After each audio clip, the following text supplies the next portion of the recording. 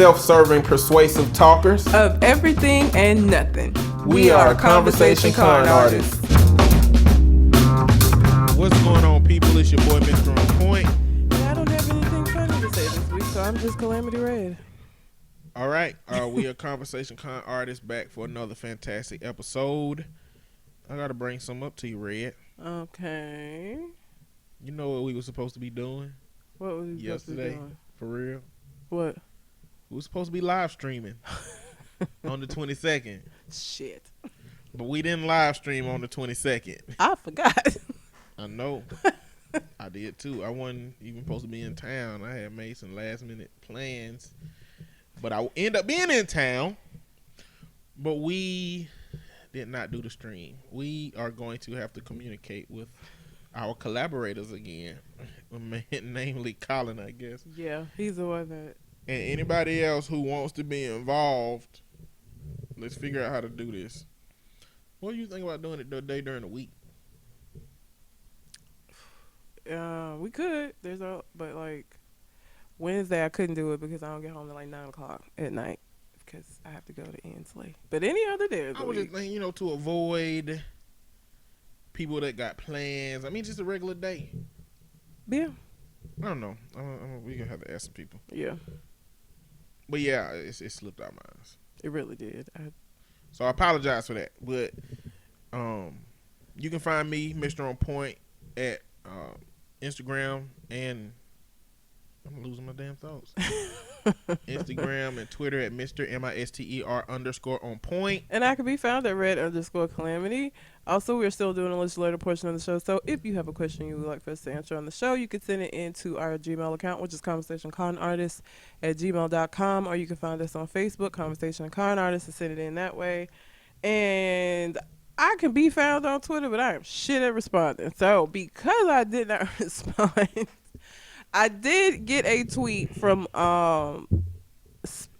is it Sparky Lene? I think that's her, at Sparky Lene. She said, listening to the latest episode, and apparently the police do need a warrant to search crime scenes. Only exception is if the items are in plain view. And that was in response to our conversation last week about whether or not the police, my confusion at them having to go back and get a warrant to search the victim's apartment in that case where the police officer shot the black guy in his own apartment because she had the wrong fucking door. So they say. So thank you for that, Sparky Lene. I hope I'm saying that right. If I'm not, girl, I'm sorry. That's what it looks like to me. Also, we didn't get like a letter this week, but I forgot we didn't mention anything about going to Six Flags. Okay. We went to Six Flags. We did. Like 2 weekends ago, and I woke up sick. Actually, that's why I was sick. It was last weekend before last. 15th. The 15th. That's why I was sick on the show, because I woke up and felt like shit. Because apparently I'm old now. Going to Six Flags at this age and sweating and riding rides is like not conducive to good health. I riding one of the rides because my struggle was I could barely ride shit. I rode like 2.5 rides maybe, because I guess my height come from the area between my thighs and my hips. So on most rides I couldn't even sit down because my knees was pressed up against the front. Yeah. Then I'm a big guy, so the rest of them, and it's not that I'm big. I'm not Jello big. No. I'm solid big. You're solid. Like if you poke my stomach, your finger is at risk for problems. You know what I'm saying? It's not going to be Pillsbury Doughboy. Yeah, because I'm solid. And so it was people that look bigger than me getting on, but they kind of look Jello-y. So they couldn't press a lot of the machine down onto my body. Yes. And they were like trying. The girl was like, do you mind if I press this with all my force? I was like, no. And then she did it with all her force. And I was like, that wasn't enough force. But I just couldn't get on the ride. Yeah. They didn't want to take chances. They don't want the machine to pop open with your boy on it. And like a lot of them rides, it would have been bad. Like all them loops are going upside down and but shit. I could ride the Ninja, which is now called the Blue Wave. Oh, yes. Blue Hawk. Blue Hawk. Yes. But when I We rode, went into Georgia, by the way, because sometimes I think people don't know where our show. We're in Alabama, so we went to the Georgia Six Six Flags Flags. over Georgia, Atlanta. Mm-hmm. I got on the Ninja, and this is where I saw my age. And I remember riding this before, and I've never felt this, but I felt like that shit recalibrated my left and right. I felt like when I was trying to go right, I was going left, and when I was going left, I was like, what is this ride done to me? When this shit gonna fix? For like 5 minutes, I was like walking like a damn penguin trying to get my shit together. I don't know. Like them heels, the walking.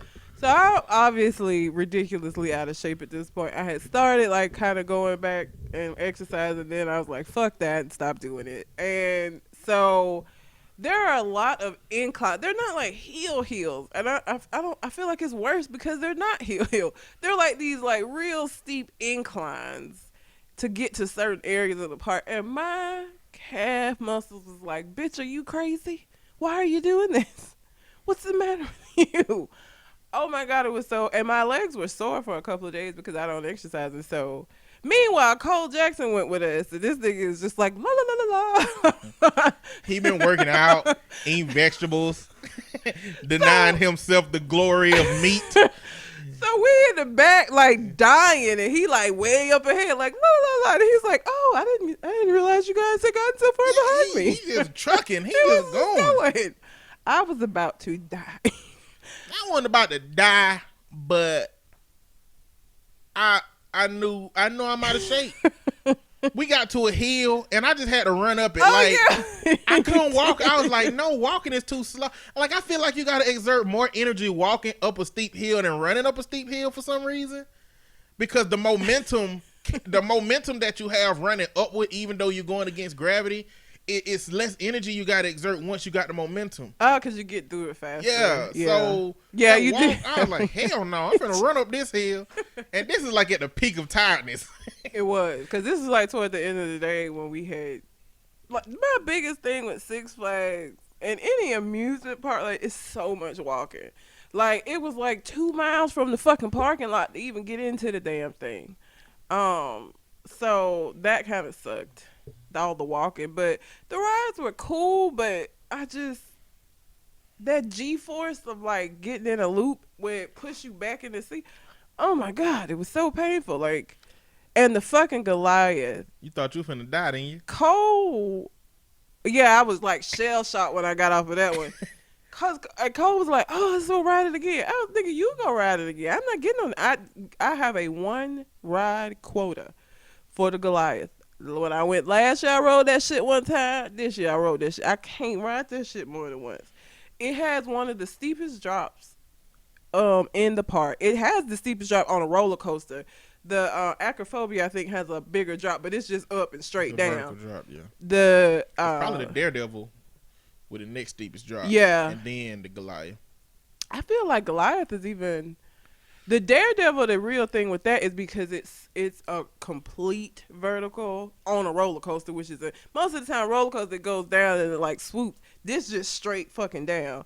I think the Goliath got the Daredevil beat as far as like that first drop. Like, the drop is so big, you run out of scream. Like, if you ever been on a roller coaster, you start screaming, and, you know, by the time you hit it, you still got scream, so, you know, and you're good. When nothing coming out by the time we got to the bottom of that first drop and was going up into the next one. I was just, mouth just open, no scream, because my voice was gone. Because it's such a deep, deep drop. Was not trying to do that shit again. The 3D ride was cool, but the first screen was out both times we rode that shit, and that kind of sucked. And they never fixed it. I don't know if they ever got around to it. And a lot of the rides were closed. So here's the thing. It was Honda Day. My mom works for Honda. Honda buys out the park every year, and they give their employees $10 tickets, which is way better than what it is to go on a normal day, because the ticket includes. They have like a pavilion that they feed you, and it comes with a drink ticket, just for $10. So I feel like when the company buy out the park, they just be like, okay, you know, just kind of half-assing it, because there was a lot of stuff that wasn't open, or they would close it down for like no reason at all. And by the time we got ready to to get on it, the shit would be closed. Like, we didn't get to ride a lot of stuff just because it was closed. Like, they used this day for training purposes. Yep. Because we kept seeing these black uniforms walking by. And it was hot as fuck, like head to toe black. And like, I was what like, the fuck y'all got this black on I was for? like, I believe they training. They look like they don't know where the fuck they at. No, they were just like, during the headlight search situation, following out, like, they all look like they training. I think they knew people. But it's a good day to train because it's not going to be as many people as a regular day in the park because, again, it's only the Honda employees and their families. And I wonder how many organizations do shit like this, where they close down the park on a certain day for. I don't know. For the loop.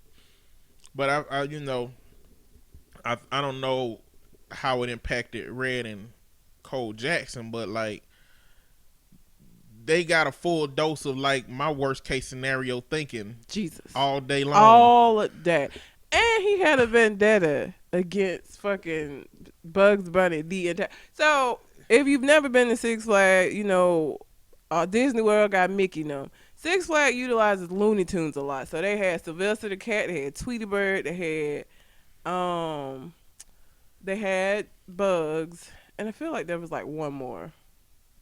But anyway, but they had them dancing, and On Point had so much shit to talk about Bugs. Bugs wasn't doing nothing but minding his business and dancing, doing the shoot dance. Listen, y'all can sit here and let Bugs Bunny fucking tango your ass and cha-cha slide your ass into thinking that he worth a damn. But Bugs Bunny ain't shit, ain't never been shit. He ain't done nothing but orchestrated murders, killed, shot people, been racist. First of all, nobody dies in Looney Tunes. They all, like, he shot people. They didn't kill them. Yes, he did. Who did he kill? I tried to show you the video. You didn't want to see it. Bugs Bunny was doing a whole little orchestra thing, and a dude in the audience kept coughing. And Bugs Bunny started again, and then he started coughing again. And then Bugs Bunny stood up, pulled a pistol out of his pocket, shot the dude, and then pure silence. That ain't murder. They probably just took it after he got shot. They had to take him out. They couldn't leave him there. He didn't die. Nobody died on Looney Tunes. Motherfuckers was getting hit with anvils and shit. They didn't die on Looney Tunes. Around. They died off the scenes. They died off the damn picture. That man was murdered by Bugs Bunny. Okay? And I said that he orchestrated motherfuckers to be shot in the face. That's what he did to Daffy Duck every chance he got with Elmer Fudd. Daffy Duck was an asshole. Bunny rabbit season. Duck hunting season. Rabbit hunting season. Daffy was trying to get him shot in the face. Then he flipped the shit around. Good. Then Bugs Bunny will say rabbit hunting season. And then Daffy Duck will say duck hunting season. And Elmer Fudd say, oh, boom, shoot him in the face. Daffy was stupid. There's a lot of stupid people that's been killed by psychopaths. He wasn't killed. They just knocked his beak. Well, if this was reality, he'll be dead. He was trying to get Bugs killed by saying it was bunny rabbit season. Because if Elmer had believed him, then Bugs would have got shot. That's they the was both difference out between here. a psychopath arguing with a stupid person. Like, he's the murder. Like, Bugs Bunny is the problem. I don't care. Go look at Looney Tunes. Bugs Bunny ain't never been worth a damn. He ain't nothing but facetious, condescending, manipulative, and he all do it with a smile and a carrot. And y'all motherfuckers think Bugs Bunny is shit. He ain't shit. Every time we saw Bugs, this is what we had to hear. And every time we got on a ride, if he wasn't riding, he would just be on the sidelines talking about survive. Yeah, survive. Thumbs up, Like, survive.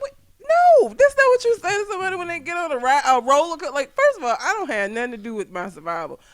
If these folks didn't buckle this shit in right, I'm gonna die. Ain't nothing I can do.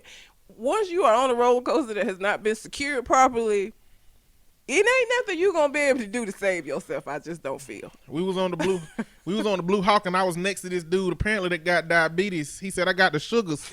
He said I need a piece of candy. Like, when we got off, but like at the beginning of the ride, when we heard a noise, I was like, if your car make that noise, it ain't good. He was like, oh Lord, don't say that. Dude. Don't say that. Oh Lord, Jesus. So scared. And I was like, everybody don't know your worst case scenario having ass. Don't do that to him. I was like, we either alive or we dead together. We here now. That ain't confident. That's not confident at all. I want to be alive. We lived. What? We lived though. We did, but in that moment, it could have went either way. we didn't know, but it was cool. Like, my mom said, they're actually looking at doing whitewater next year instead I of don't know if I Six want to fuck with Flags? water. I wouldn't fuck with water. I ain't really no walk around wet all fucking day person. To be honest, like I'm natural, so my hat don't really. First of all, I feel like I would just sit in a pool for like 6 hours. Like I just sit on the corner of a pool for 6 whole ass hours. But imagine how many people peeing in that water. Okay, now we're not And now going. imagine how many people zits popping in that water. Imagine how many farts is coming out of that water. Imagine how many nasty ass people ain't take a bath for 3 days before they came to whitewater because they were like, well, we going to whitewater. I guess I'll just get my bath in that motherfucker. And this is what we mean by and chlorine is supposed scenario. to be chlorine is supposed to be what helped that. That's gross. Okay, so now no whitewater, but I don't like water. Except when I'm bathing and drinking it. This is a quick. This has nothing to do with what we talking about, but talk about my hair getting wet. So it was like it had started raining very lightly, and I had, I was gonna get ready to go to my car, and I didn't, and because I was like, oh, I ain't finna go out there in that shit. And my coworker was like, oh, you're natural, just go on out there. First of all, let me explain them to you. Yes, my hair getting wet is not gonna do the same shit it does to somebody with a perm, but my hair getting wet is still gonna get fucking frizzy, bitch. I don't want my hair to get frizzy. Like, it ain't immune to like the same bullshit your hair is not immune to just because I'm natural. Like, if I go out there right now, I'm gonna come back in here like a cotton ball. It's gonna take all the definition away. I'm not trying to do that. Yeah, but I don't think it has ever been natural, so she was just like, oh yeah, it'll be fine. No, it won't. Chemical free don't mean like the elements don't impact your hair. Yeah, like it still get frizzy. If it gets wet, it's gonna frizz up. Because it's frizzy when I wash it. Like, my hair has a natural curl pattern, but the definition to it and why it clumps together comes from the shit I put on it. If I just wash my hair and like go outside, it's frizzy curls is what it is. So I know I ain't finna just walk the fuck outside. Is you crazy in the rain? No, ma'am. Just for anybody who's not natural, our hair still get frizzy. It's not gonna poof up like y'all's, but it get frizzy, and I ain't trying to do that shit because I wear my hair for a week before I wash it. So just gonna be out here frizzy headed to the next Saturday or Sunday. But anyway, if you have a question, I was just gonna say shout out to Cole Jackson, man. I appreciate you for joining. Yeah, he appreciate you, Red, for inviting me. No problem. Even though I couldn't ride shit, the chicken sandwiches were good. Surprisingly, because last year I feel like it wasn't that. I will never ever again buy a fucking green apple icy. I don't know why you niggas. So when we got ready to go, so Cole was so set on getting this frozen Powerade that we got last year when we went, and it was good. It really was. But again, a lot of this shit was closed because I feel like they was like, well, it's just this this one company event. We whatever. So it was the place that sold the frozen Powerade was closed. And so let's say that he could not be comforted. No. From this fact. He was so upset about that because he was so excited. I didn't even know he was this excited about going to get this frozen Powerade, but apparently he was. So I went in a different line because I wanted a funnel cake and I was going to use my drink ticket. So they went over to where they had other frozen drinks, not the frozen Powerade. So I get my funnel cake for free. I still don't understand how the hell that happened, but whatever. And they have these like light green drinks and start drinking them and making the sour face. And it was like, what are y'all drinking? And it was sour apple? Green sour green apple, I guess. Icy. No, why would you even get that? Listen, because I like sour green apple everything. Not There's when nothing. You're hot. Listen. What you mean when I'm hot? It's an icy. But it's ice is in the word. Yeah, but you don't want to drink. You didn't end up finishing it because of how sour it was. But see, this is the thing. Green apple shit is never as sour as the sourest green apple. It never is. They never get that right. They never know how to make. So I like green apple fucking everything. I like the green apple Laffy Taffies. I like the green apple Jolly Ranchers. I like the green apple flavored everything. Green apple flavored snow cones. Like they ain't sour. They're mostly sweet with a hint of little sourness that they tried to add. These hoes were sour. I don't know how they even did. I'm really starting to feel like it was like chemically induced sour. Like it's a reaction to your taste buds that make it feel like that's how sour it was. I couldn't finish it. I don't even remember what I got. Just some kind of. If drink. you really like sour and you fool with sour, try that green flavor of icy. But I suggest you try a little bit of it first before you dedicate your whole drink to it. Now, what I was going to do is I was going to try a little bit first, see how it tastes, and then if I liked it, get it. If I didn't, but it was a Six Flags ice machine warrior out there just staring at us like, I wish you would. Get what you said. Just get one. And I was going to get watermelon, and Cole Jackson looked at me like I was the coon of the year. You shouldn't have let him shave you. Both of y'all ended up with a drink you didn't like because of him. He might have liked it. He drank it all. I don't. No, Cole is cheap. And so he didn't like it, but he bought it, so he drank it. I don't think he liked it. He might have liked it. I feel like he said he didn't when you were saying how sour I don't think he did. was. I think he affirmed that it was as sour as I was saying it was, but I don't think he said that he didn't like it. I would have got the watermelon, nigga. Did you like it or not, Cole? I know. Let us know. But yeah, I went to they gave us drink tickets, so I was going to use my drink ticket, but I was like, I want a funnel cake. You know, funnel cakes are fair foods, and so it's hard to get them outside of places like Six Flags unless you make them yourself. So went up to the window. I was like, hey, I'm going to get a funnel cake, but I'm also going to use my drink ticket. And he's like, okay. So he scanned the drink ticket, and I was like, okay, so how much is it? He was like, oh, no, it was on the ticket. The ticket was just for a drink. It was not on the ticket. But you know what? I was like, okay. That boy's finna quit. Finna quit today. Because it was going to be like, I can't eat $9 for that fucking thing. So I was like, I'll keep these $9. Thanks, player.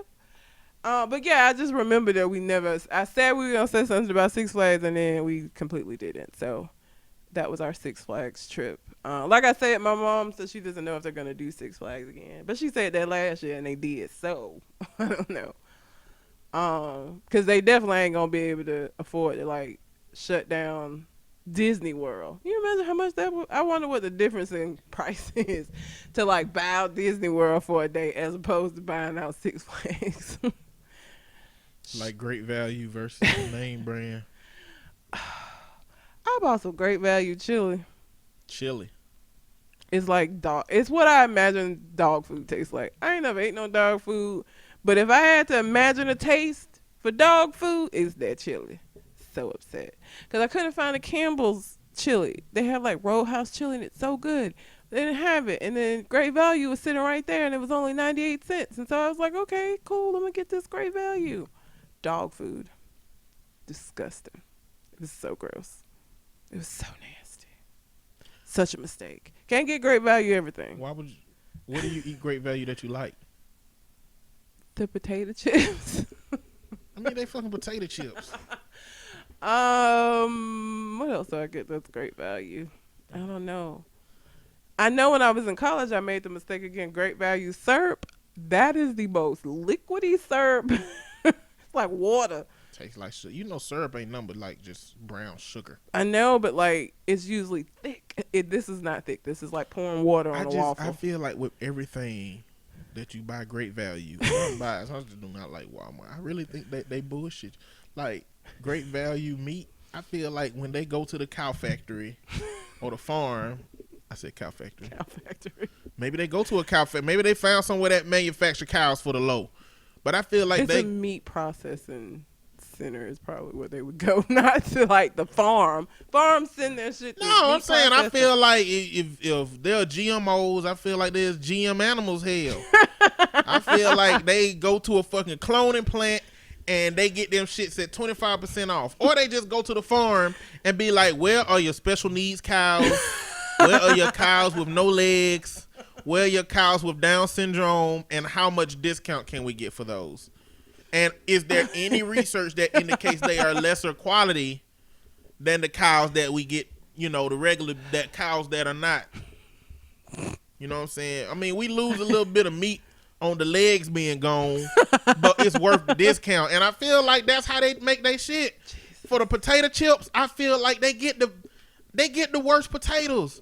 I feel like they go to the farmer that got kicked out of the Farmers Association because he was also having sex with the animals. Oh God, not bestiality. So he grow potatoes and they go to him and be like, listen, man, we know you got kicked out of the shits, okay? But we support local farmers who have questionable ethical practices by buying their shit at a 70% off discount. Now, that will keep your farm running. That'll keep you with a nice car. Let's do this. I feel like everything with Walmart, I try to figure out. Like, I don't know if you've ever brought Great Value bread. Mm-hmm. That shit start to mold fast. Fast as hell.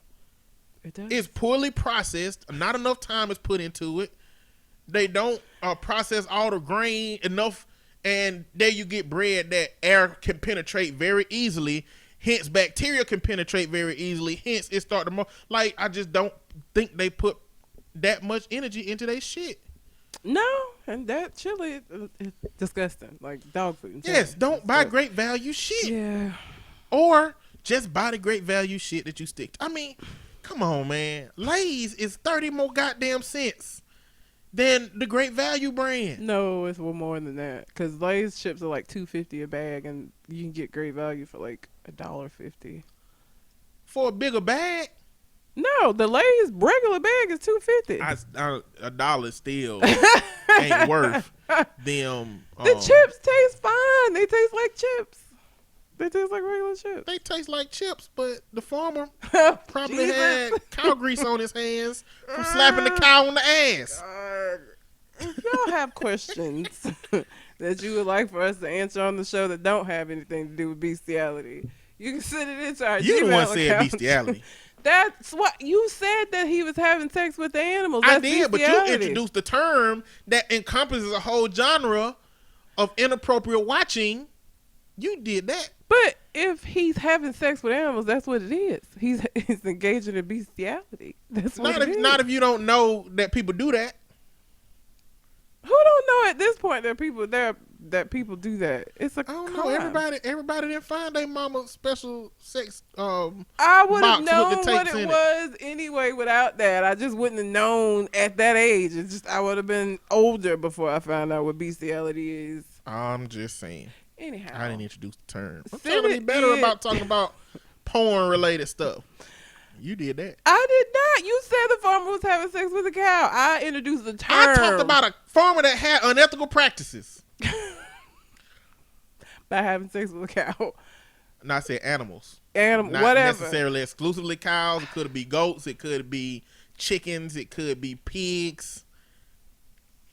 I don't know. Maybe even fish. ConversationConArtist@gmail.com. You can also find us on Facebook, Conversation Con Artist, and send it to us that way. Okay, so I didn't mention this when we were talking about what we were going to talk about, but a 13-year-old boy with severe dairy allergy passes away after classmate put cheese down his shirt. And this is what I don't need a kid with an allergy like this, because I'm going to go and fuck up the child who decided to throw cheese. What the fuck are you throwing cheese for, my nigga? Like, really? They didn't even throw the cheese. They did throw the cheese. They didn't throw the cheese. Ain't no way in hell you can throw a piece of cheese and get it down somebody's shirt. Well, okay, you shouldn't be putting cheese in people's clothing. Whatever. I'm going to be upset. This is in the United Kingdom. He had a severe dairy allergy, passed away after he was chased down the hallway by a classmate who was holding cheese, who then proceeded to put it down his shirt. This name, Karambir Chima, known as Karan, not Harambe, Karan Beer. Karambir Chima, also known as Karan, 13, had the allergic reaction back in June 17th at his school. When paramedics arrived on the scene, Karan was unconscious and was taken to the local hospital. He never regained consciousness and sadly passed away 2 weeks later. The 13-year-old boy who put the cheese down his shirt was arrested on suspicion of attempted murder but hasn't been charged. That's fucked up. That is so fucked up. Because if you know that somebody has an allergy to something and you knowingly go and do it, that is fucking murder. Did they know he had an allergy? Yeah. That's why else would you be chasing somebody down with cheese? Like, bullies are not out here chasing. He had to have known that he would have been scared of the cheese. for him to do that. That ain't no regular, like, we're going to fuck with Koran today. Let's get some cheese. Like, they had to have known. It was, because otherwise, if it had been me, I'd have just stood there like, bitch, what you doing with this cheese? Like, it wouldn't have been, you're not going to chase me with cheese. I'm going to eat it. I wouldn't eat it because I don't know where his hands be. Well, I'm lactose intolerant, so I don't do cheese. But I don't have, it's not severe. I could touch cheese. I can't ingest it. He apparently had it severe enough where he could not be around any dairy products at all. So, no, that kid knew what the fuck he was doing. Because the mere fact that he was chasing him with it lets me know that you knew that this was some shit he shouldn't be around. Otherwise, you wouldn't have been chasing him. Or that he knew that he didn't need to be around cheese and he ran like shit.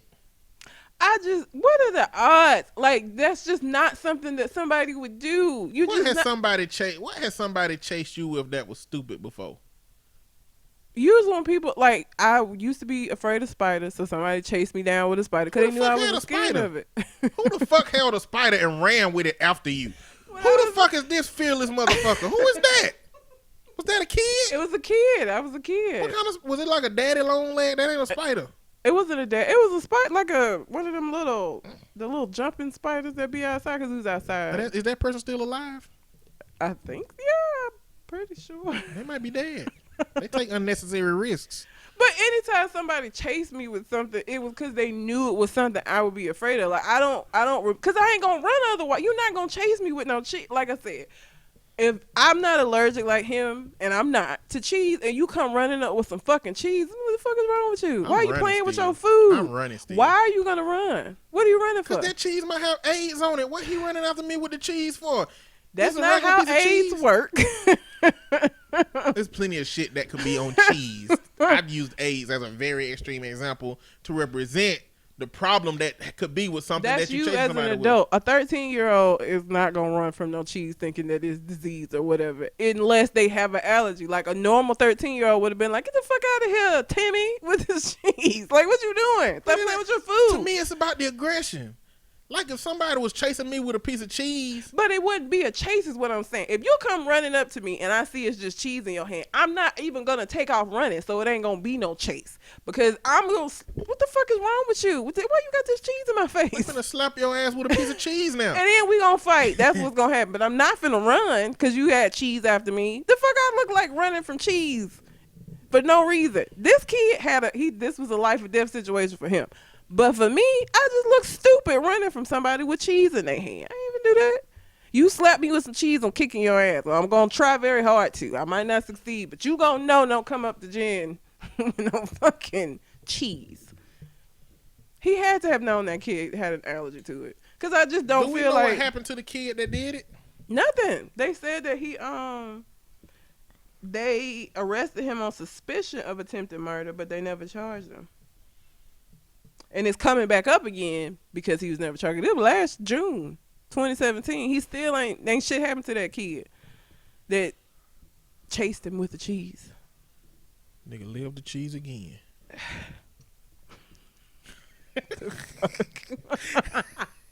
What?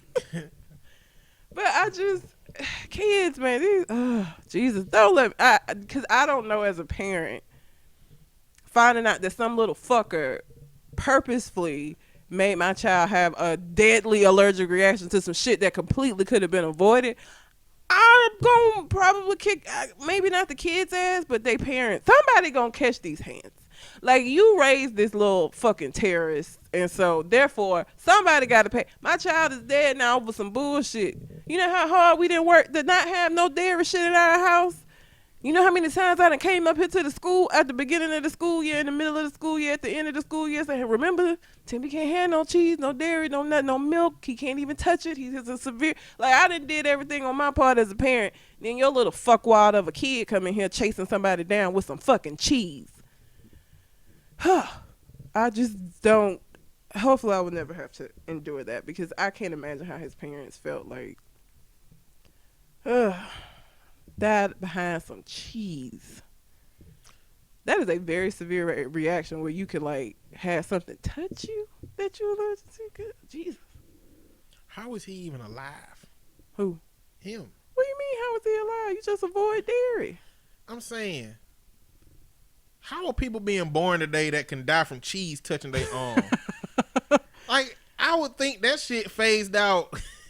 Shit with that severe. Why that shit ain't phased we out? still got allergies and shit. I'll be fucked up every morning now every time the seasons change. But you and ain't shit. gonna die. You I ain't just gonna uncomfortable. But I'm saying, like, I mean, clearly, if you snort a line of grass, you might die. But otherwise, you'll be okay. You don't gotta take medicine. You just. But I'm just saying, things like that haven't phased out in all of the years that we've been around these same plants and shit. Like, human beings have been around. We started out in woods and shit around this shit, and we still have allergies to this day. Like, that ain't phased out. But I'm saying the severity of it. You know, if you can go back in time, that is rare. Like, lactose intolerance is very common, but reaction that is that severe, I think that's pretty rare. It is rare, but I'm saying, like, I thought it'd be more rare than that. Like, I mean, clearly we ain't hearing that much death by dairy shit going on. But there are people who are that allergic to peanuts that can't touch them. There are people who will have a reaction if they ingest them.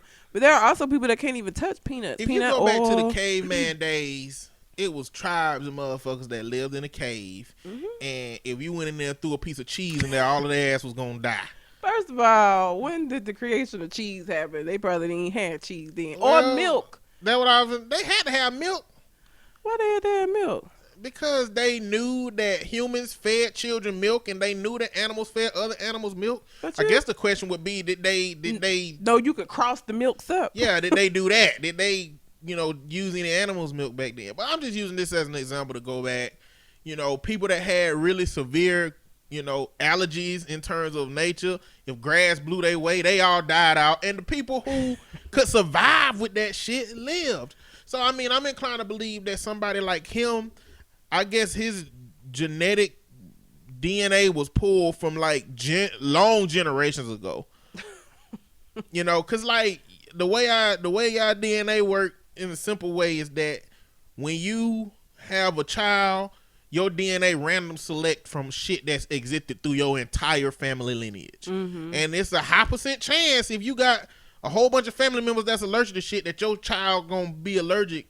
But also, if there's a very, very low % chance that 30 generations ago, niggas used to die from cheese, he could have that too. So I just imagine that just came from a long. But had that kid sat the fuck down, it's not hard, because I avoid dairy. Obviously, it's not the touching of it, but I have lactose intolerance, so I don't drink animal milk. I drink almond milk, soy milk, or I drink lactate, which has the lactose. You've never even had it. I don't know why you hate on it so much. It tastes like milk. Anyhow, it doesn't have lactase in it, which is what creates issues for me. So he could have lived his whole life and been completely fine. His wife, whoever he married, would have just had to be like, baby, can't even have the cheese in the house, man, because I might rub up against it. No cheese, no milk, no ice cream, no yogurt, nothing dairy, because he can't even touch it. He would have lived. He would have had to live very carefully. Like going out to restaurants. I ain't saying that he would have died eventually from cheese or dairy. I'm just saying, like, man, it's just odd for people today to have such severe allergies that something that touches them will kill them. That's like reverse superpower. But it's like people that have an allergy to water.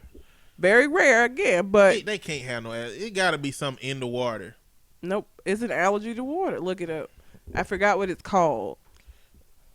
Allergy to water. I didn't put a G in it, but Google got me. Does it have a name? Aquagenic urticaria. It's very rare. Inaccurately called water allergy, are similar to all other types of physical hives. That might be something different. Yeah, they break out when they taking baths, touching water breaks them out. I don't know. I gotta do more research on this shit. I'm gonna leave this tab up because how can you be allergic to something you made 70% of? I don't know, because even rainwater, because I watch all these weird ass shows. I can't. It wasn't My Strange Addiction, because this wouldn't be an addiction. I can't remember what it was, but anyway, even rainwater, which is not gonna contain shit, That other than it coming through rainwater the do contain a lot of bullshit well, because rainwater, is essentially evaporates everything from down here and it come back down. It ain't got no filtering process like our shit. So like rain in certain areas, especially heavily polluted areas, can have very problematic. I forgot where this little girl lived, but like her taking baths, yeah, she you would get get like back at a best filter that filters out everything. Pour it on her ass. What's gonna happen? Like I feel like it's more impurities in water or the minerals because our water have mineral deposits. Maybe it's some minerals or something. I don't know. But that's still if all water has that, you allergic to water. Not water is H2O. I don't think nobody is allergic to H2O. At the rawest form of what water is, H2O. But it got all these other elements in it. I mean, you got to find out what the hell she allergic to. She just had to she didn't take baths often, and it was I don't remember. She can't drink Kool-Aid. Like is Kool-Aid still water? Because niggas be trying to tell me. I be like, they be like, you drink water. I be like, I drink water mixed with sugar and Kool-Aid packets. That is not water. So can she drink Kool-Aid then? If you pour Kool-Aid on her, she finna die? Cause it's either water or it ain't. But it is the same way that I could eat bee pollen and be fine, but if I inhale bee pollen, it fucks me up. She probably can drink it. I think it's when it touches her body. Eat bee pollen? Yeah, like that fruit place that me and Cole went to that they do because you didn't want to go. They do the hell no. they do the fruit bowl. Eating bee pollen if you have allergies is supposed to help you regulate your allergies. So people eat bee pollen. You can buy bee pollen, put in your food to try to get you pass. But they do eat bee pollen. But again, so if I inhale bee pollen, it's gonna fuck me up. If I eat it though, I'm fine. So she might could drink the water. She can't get it on her body. Her skin's the problem. I don't know. I hope my kids don't have none of that shit going on because we just got to keep cheese away from this. And we ain't not having cheese in the house. You can't. Yeah, you can't because it's too risky. What? Having cheese in the house. It's going to be risky for that motherfucker. Well, he's your kid, so you're not going to want to take that He's going to have some risks. He's going to need to know don't go in the refrigerator and eat this delicious ass shit. Stay away from it. It's delicious. Stay away from it. What if the cheese touch some surfaces and he go and rub up against it and have an alert? You just can't have cheese in the house. You can live without cheese. I live without cheese, and I can live without a lot of shit that I'm not going to. You gonna potentially kill your kid behind having cheeseburgers? Yes, that's ridiculous. No, it's not. Yes, it is. It is. Parenthood is it's about not survival. You want to say sacrifice, but nah. I sacrifice my time and your cheese. If your kid got a cheese allergy, nope. What do you have? I buy my own refrigerator for the room with cheese in it. Don't go in the cheese room. Don't go in the cheese room. I hate to have to sanitize my hands every time I touch a piece of cheese. That's what I'm saying. You can't have cheese. It's too much of a risk. You're gonna be transferring cheese shit. I'm taking a risk. What's your next story? Have some EpiPens for this little nigga. What's your story? What's my story? Bert and Ernie. Oh God. So clearly it's a whole bunch of damn controversy going on about Bert and Ernie. Ernie and Bert. However you say them. How you supposed to say them? I think it's Bert and Ernie. Okay, so one of the writers for Bert and Ernie came out and said, "Hey, I've always looked at Bert and Ernie as a couple, and that's just how I feel. I was writing for him, so blah." Mind you, this man has been in the closet for most of his professional career, and at some point while writing these characters, came out, moved in with his mate, let everybody know his mate's name was Arnie. Okay. Okay. So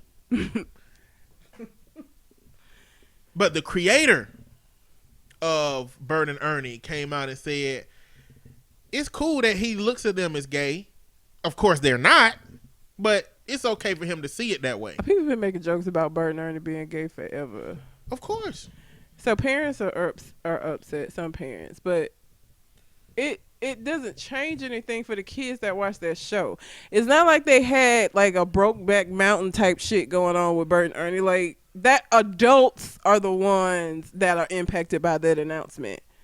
I don't know that kids are like, because one, they didn't do no coupley shit. They was like two roommates living together. As far as kids are concerned, that's some adult shit. I don't even know. I wouldn't even get upset about that. The twin married to the white man, Tamara, she had a problem with it, saying, 5-year-olds shouldn't be, they shouldn't be exposed to this. It's the same shit that they've been exposed to, and they had no idea that it's what it is. You upset now because this has been said, but when you look at Sesame Street and you look at the little skits with Bert and Ernie, ain't no gay shit in there. Ain't no gay shit in there. They like two roommates. So if the writer says in his mind he always thought of them as gay, the creator is saying that they're not gay. People been making jokes about them niggas being gay forever. Like, it don't really change shit. It's exactly the same thing. It's just now this person that said this and y'all all up in arms about it. But ain't no gay shit ever happened on. Again, that's adults putting adult shit on to that kid show. But okay. So Sesame Workshop released this statement. As we've always said, Bert and Ernie are best friends. They were created to teach preschoolers that people can be good friends with those who are very different from themselves. Even though they are identified as male characters and possess many human traits and characteristics, as most Sesame Street Muppets do, they remain puppets and do not have a sexual orientation.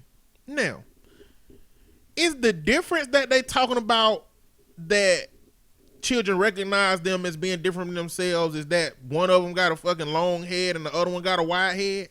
Well, like, what differences do we know about? I mean, they personalities are different. Their personalities are vastly But what would be a greater representation of how much different somebody can be from you than them having their own sexuality? I'm not saying that's something that should be represented in the show, but I'm saying, at this point, but in society where we at as it pertains to sexuality, why not? But it ain't gonna matter. Like, don't nobody talk with 5-year-olds about sexuality unless they kid is exhibiting some shit they got a problem with. But most parents are not having sexuality conversations with 5-year-olds.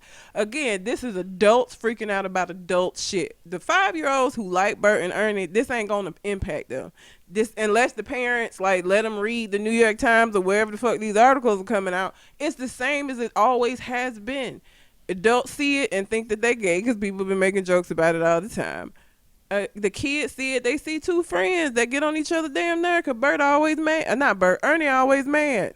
Or is it Bert? No, Bert is always mad. Ernie is the one with the black hair. Bert got the long head. But it ain't going to impact how kids look at this show because ain't nobody having conversations with them. This is some adult shit that adults are freaking out about.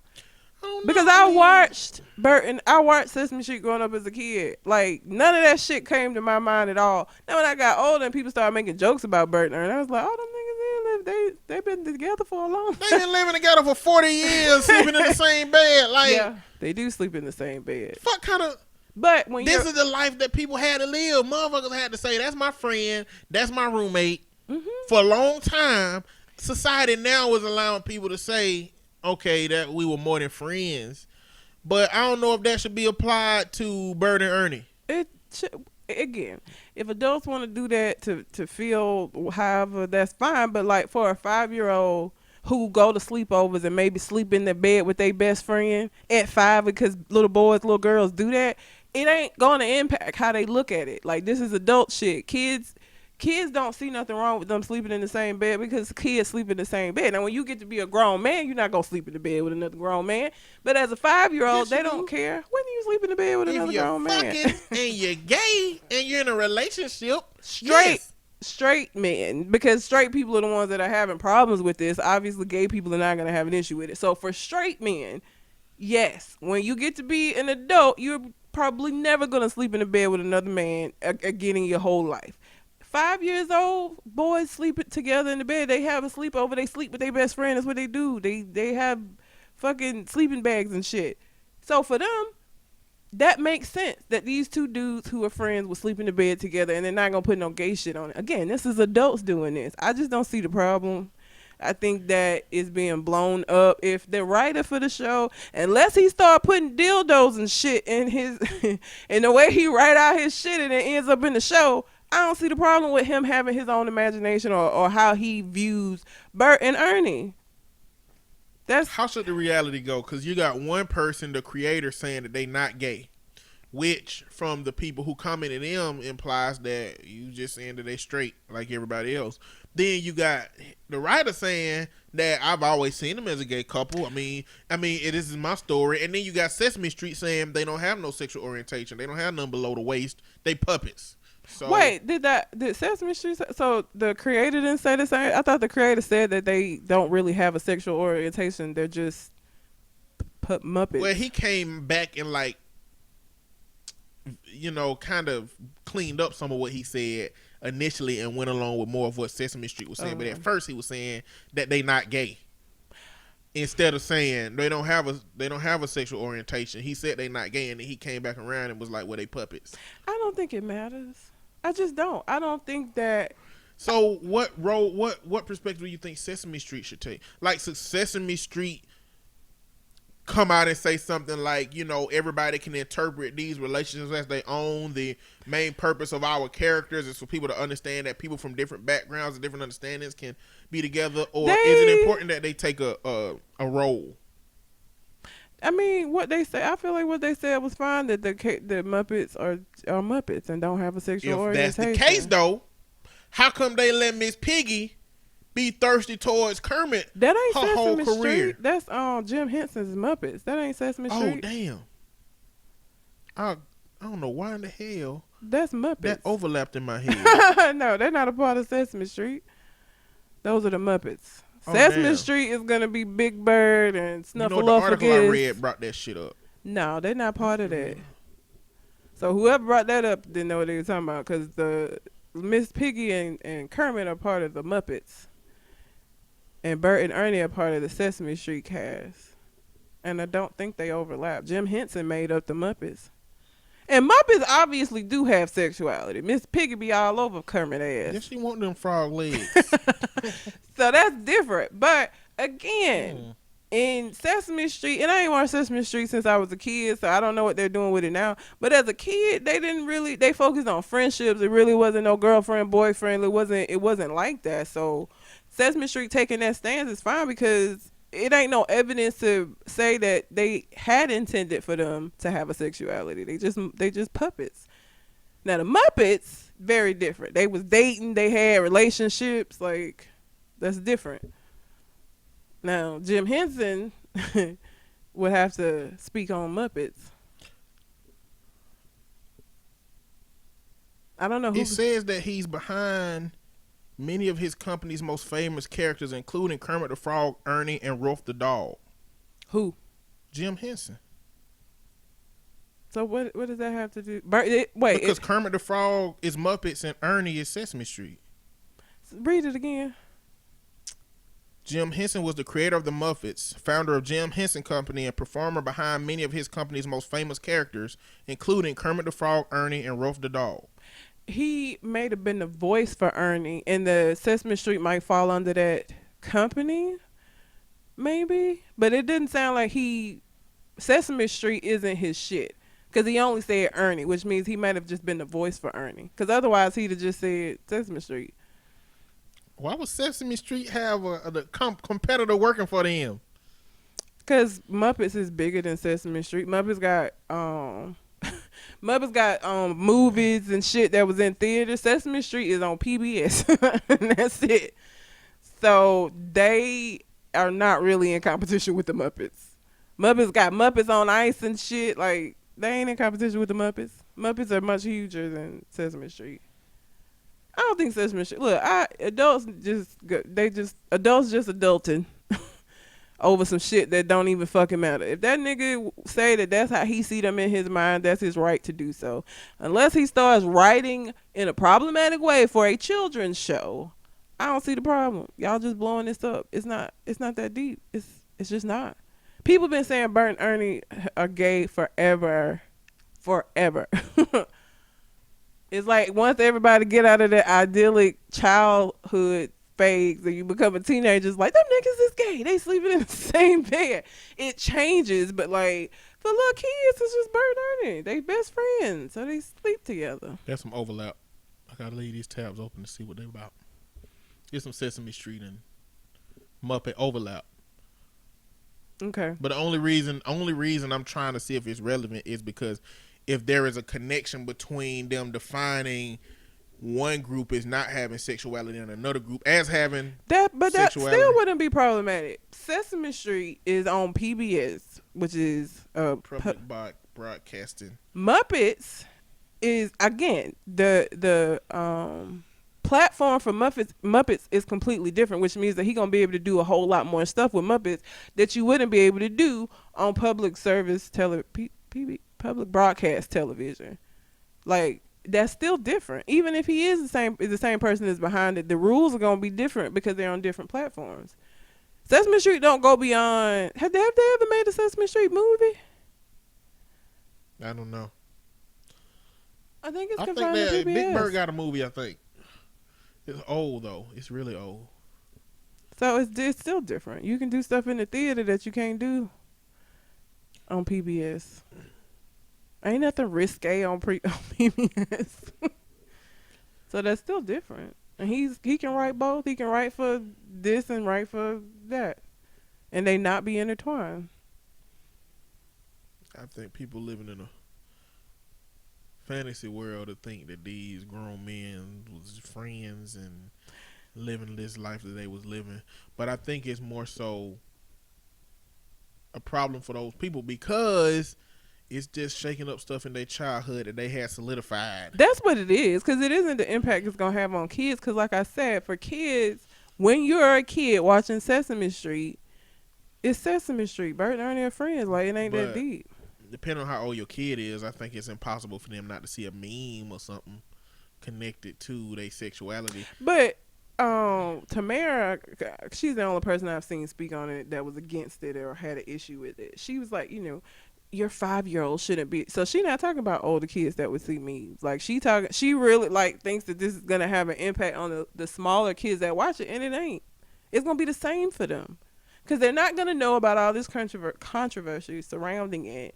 The same way I didn't know people were saying that Bert and Ernie was gay. My brothers was calling Bert and Ernie gay when I was a kid. Because they were teenagers. But I didn't know no shit about that. I was just watching Sesame Street. What happens with people like Tamara and the people that think like that is they 5-year-old watch Sesame Street. She read an article at the dinner table. She say, in front of her kid, I can't believe Bert and Ernie is gay. I can't believe they would do that. This is going to fuck the kids up. And now your kid is like, gay? Bert and Ernie? And then they go to school and be like, hey, teacher, my mama said Bert and Ernie was gay. What is gay? And then the teacher get a message saying, your child asked about gay as Bert and Ernie. And then they be like, that motherfucking cartoon. No. I can't believe that Sesame Street fucking my child up. Oh, I'm so mad at Sesame Street. It's messing up my 5-year-old. And I'm not surprised by that because she's married to Adam Housley, however the fuck you say his name, and he a Fox News person. He used to be, and a MAGA person. So, girl, after that, I don't give a fuck what she said. She came up talking about my husband is not racist. Yes, the fuck he is, He married Tamara. a black woman. You're mixed. He's got a black child. They're he mixed. He is not racist. He is. we gonna have to keep having a conversation about what qualifies shit as racist to white people. I don't know how. That's like I got a black friend. I'm not racist. That's the equivalent to Mary. You saying he's married to a black woman.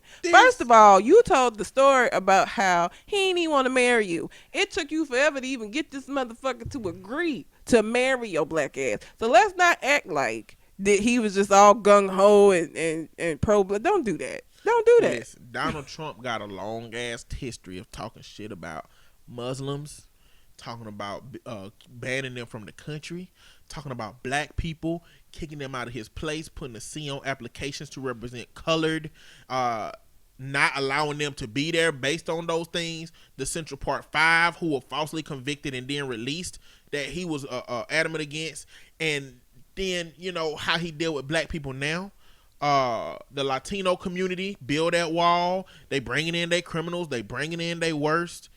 I mean, he talks shit about every brown person and use the worst stereotypes of that group to say why they are what they are. And motherfucker, like, at what point do you say something is racist? I don't know. You can't just keep saying we don't know what's in their heart. Listen, I wish if I stole $100 from your ass, you would say, well, I don't think he a thief. I don't know what's in his heart. That's not what that's how that's gonna go. I mean, I'm just saying, like, yeah. Listen, my hands do this, not my heart. Please, like, I've lost the tolerance that I have for people to excuse shit that is blatantly racist. But it's something else I've been thinking about though. Like, what about when a white person's normal activities fit into what is in some context considered racist? For example, we talked about Serena Williams and the dude who made that article, and that a lot of his artwork looked like the way that he portrayed her. Yes. Whether they white or black or whatever color. Yes. What about when that happens? I mean, in my head, there's a possibility that he was like, well, another crying ass tennis player, let me draw them, and this is my style, and I drew it, and I had no racial predispositions while I was doing this, and here you go, and everybody call it racist. Yep. Or it could have been that because that picture looked just like one of them old Sambo Pickaninny type artists, like the way the lips was over exaggerated, the way he drew her ponytail, it looked close. It's very possible that consciously he didn't think that anything was racist about it, but subconsciously everybody's seen those images, them built in, and him representing it could have had some underlying implicit racism that, you know, showed when he had an opportunity to draw that person. Or he could have been like, I'm gonna draw this nigga ass nigga looking like a nigga, and if they tell me it's racist, I'm gonna say, no, it's not. This is how I draw. Like, it's possible that it could be any of them, but I think there's a lot of opportunity out here for white people's some shit that's potentially racist to just be their normal actions. So I'm trying to figure out what to do with that shit. Like the mayor that said, let's not monkey this up, Florida. What if he say that to his secretary every week? Hey, don't monkey this up, Julia.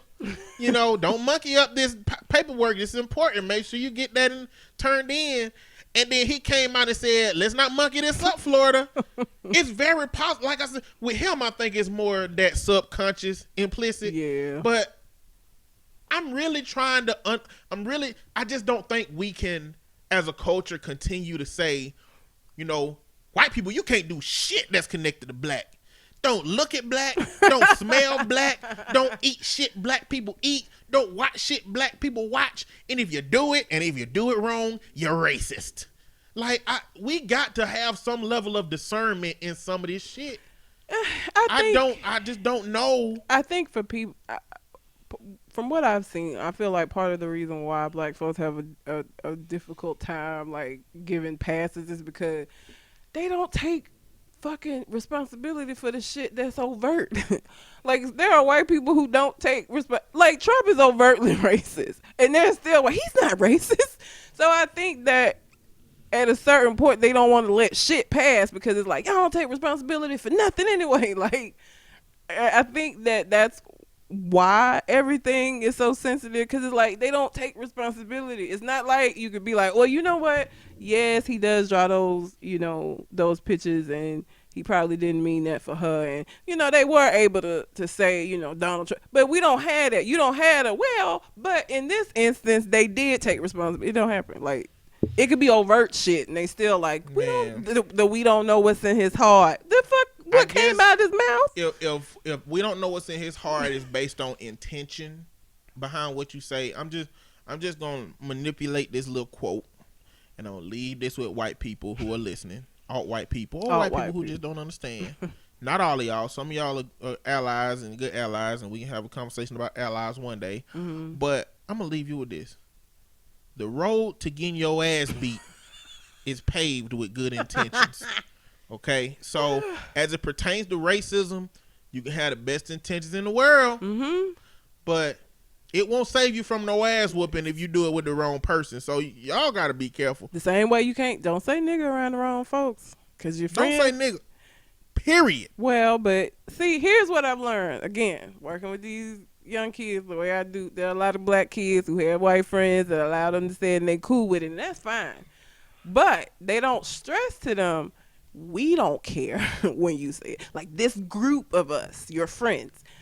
What you don't need to do, though, is to think that in any space with black people that you can just go in there and drop in this shit and not get your ass whooped, because it ain't the case. Like, we're okay with it. Other people might not be. We don't speak for all black folks to, like, just keep that in mind. So sometimes I feel like they get permission from, like, one or two people and think, oh, it's cool. The black people love me. And then you go say it around the wrong person and get stomped out and you don't understand why. It's because if your friends allow it, okay, that's their business, that's whatever. But don't think that they don't speak for the race as a whole, is what I'm saying. I got white friends that have said nigga. Not nigga, like nigger, either way, depending on how they was. But it's not in a social context, social use. It's more like, if I was reading research and it said nigga, like they be like, or if they repeating something somebody else said, like they not using it themselves and they wouldn't use it themselves. And so it's like, I've been trying to figure out, is the word itself destructive or is the context by which somebody uses the word? Should I tell somebody, even if they don't have no bad intent, you just can't use the word? Like, even if you reading a book, you still can't use it. And this video I follow this YouTube dude's The Majority Report with Sam Cedar, and to be honest, I think I haven't really read their bio. I went to go look for their bio, but it's like 4 or 5 different people that it seemed that some of them are fascists, some of them are anarchists. It's like a group of different people with all these different varying ideas, so they had different ways of looking. But they looked at the video where Kendrick Lamar was on stage and brought the white girl up to sing the song, and they was like that. They were like, that shit is a setup. Like, no, it ain't, because Lil Duval has a similar video, because he got Living My Best Life. I saw that, and the white guy got to the part about ain't going back and forth, and he just said, ain't going back and forth with you, and they all froze and all shut up, and he was like, but that was a setup too, though. I don't know if they was expecting him to say it or not. They were trying to see if he was gonna say it, but I don't like that. Like, I didn't agree. So do you think he shouldn't have pulled nobody white up on stage, or he shouldn't have walked over? He shouldn't have. He shouldn't have pulled nobody white up on that stage to put them in that situation, because what we know about white people, universally as black people, is they fucking up when it comes to race. Why would he think she was going to get it right today? Well, that guy got it right, because he was like, he just did that and then kept on dancing. He probably saw the video with her ass and was like, no, I'm not doing that. But I mean, I was trying to understand their perspective. He was like, so you are an artist, you created this thing because that you love and you love it, and you created it and you like it and you put it out, and you went to a place to perform it amongst people who all love it the way you wrote it, and you brought somebody on the stage who, from a social context, ain't supposed to say what you wrote because of how you wrote it, because of their culture, but you brought them up there anyway. I just don't like that I just don't feel like any rapper that's finna perform a song with nigga in it. Well, that's any rapper, because I would challenge you to find a song that don't have nigga in it. Especially like these new songs. No. You didn't let me finish. See, you was just adding that shit on. You must have thought about Will Smith immediately. No, I thought about you and how you. No. You know I was gonna find somebody. Recent. Okay, find a new artist that would be in this situation that has a song that don't have nigga in it. So you basically just saying rap artists don't need white folks to come up on the stage and not to sing the song. Oh, they need to sing the Walmart version. They're not going to do that at a concert with people paying money. Exactly. So they don't need to bring white people on the stage. It's a setup. White people don't fall for it.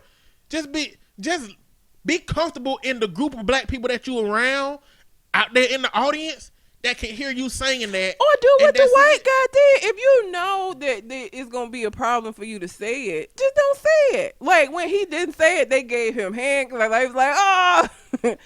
Like they cheered him on Do for it like not saying do it it. like USA Network. Say hit us. Hit us. Hit us. That's hilarious. But I mean, because again, it's throughout the music, like especially here recently. I don't know. I don't know if you can find a song that ain't got nigga in it. If you gonna have a problem with it, you shouldn't bring a white person up on the stage to say your rap. Don't be like saying my song, or bring them up and be like sing my song, but you know which parts to edit. But you already know that though. I just like you've seen. No. White people don't know that. Well, they don't know that. Okay, some how white do people you not know that at this point? Especially with videos like the white girl at Kendrick Lamar that goes viral and people see how people respond to it. White people, you can't do that. You just can't. That's just what it is. You just stop it. Just don't say the word. Listen, I'm coming to understand that white people have to think about race so little that it's just not a part of their daily shit. If I'm reading something and it's got the F word, I just don't even like to say it. I don't say it. Even if I was at a gay bar and they was up, I don't know if they have they have gay songs, but like they got a whole like a bunch of artists that do like music catered to gay people. But if it was a song that I like that I got up on the stage, I'm not gonna say that shit because I know it's offensive to them. You know and what? I'm not a gay person. You know what brought me to the point where I now just believe white people are so disconnected from race that they really don't know what's going on with it? Is all these different people calling the police. They're getting their lives destroyed by calling the police when they do it. You mean to tell me that the next one who do it knows of all these people that done got fucked up? You just need to know about one. I don't That's what I'm saying. But that. I'm saying the fact that it keep happening, I mean, I don't think they know about any of them. But this shit be making like CNN and the New York to like. Not all of them. Not all you need to see is one. They though. not on that part of the internet. You only need to see one. They don't have the friends me and you got. But you only need to see one. You only need to see one story on CNN or New York Times or Fox ain't gonna have it. Or Fox would, but they would swing it and mean like it was this horrible thing. But I only need to see that shit happen once. Well, so Barbecue Becky did it, and then boom, okay, she got her life fucked up. Okay, Permit Patty did it, and then boom, she got her life fucked up. She didn't see Barbecue Becky shit. And then Permit Paul, yeah. Well, he did the same thing, got fired from his shit. He didn't see Becky and Permit Patty. I guess because of they not seeing this shit. They ain't so on the same prevalent. internet we on. It's like that's up and down me and your feed. All day. What's up and down they feed is John Deere tractors, tobacco brands, Baby Ruth commercials. What Baby Ruth commercials? I feel like Baby Ruth is just a white person candy bar. You eat Baby Ruth? I've eaten one before. I don't really do chocolate like that. Not active. That's what they got. They got guns rights videos. These people, listen, these people doing this shit are a specific type of white people. Every white person's feed ain't like that, but people who do that, they not seeing, they don't even know their own name for this shit at a certain point. But I feel that what makes me sad is that what that means is that if they don't know that there's consequences for it, then they gonna do the shit anyway. There's a lot of stuff that I don't do because it just ain't fucking right. I don't need to know the negative consequences. I don't need to feel like, oh, I'm gonna get fired or whatever. It's just being a decent fucking person, and calling the police on people for no goddamn reason at all is just fucked up. You shouldn't need to know about Permit Patty or Pool Paul for you to not do that shit. From our perspective, from me and your perspective, that is not the right shit to do. From their perspective, it is the right shit to do. White people, police, the job of police from the beginning of time have been to protect white people's shit from black people. But it ain't been that way for a long time now. What that mean? What, these ain't people. You acting like these people grew up in this time. They didn't grow up in that time. It's white people dressed up right now finna reenact the Confederate War today. You're right. You know, like that's insane too.